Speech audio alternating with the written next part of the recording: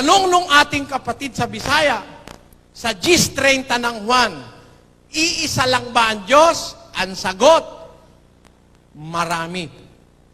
Ang Panginoon, marami rin.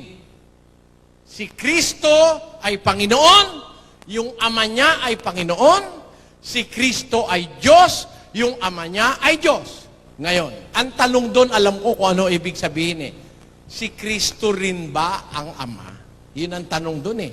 Hindi niya lang ma-express sa Tagalog eh. Kasi sabi ni Kristo, ako at ang Ama ay iisa. Ang paliwanag ng mga born again, pag binasa raw na ako at ang Ama iisa, si Kristo rin daw yung Ama. Mali yun.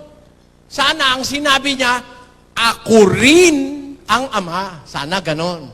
Ang sabi niya, ako at ang Ama ay iisa. It doesn't follow. When he said that I and my Father are one, it doesn't follow that he also is the Father and the Father is the Son. No. As the born-again movements claim that the Father is also Christ and Christ is also the Father. That is not true. It's not true. The person of the Son is different from the person of the Father. Why? Let us ask the Bible. John 1:18. Sa 1:18 ng Juan, ganito po ating mababasa. Walang taong nakakita kailanman sa Diyos. Sino nakakita? Ang bugtong na Diyos na nasa sinapupunan ng Ama, siya ang nagpakilala sa Kanya. Ayan. Meron palang bugtong na Diyos. Begotten God.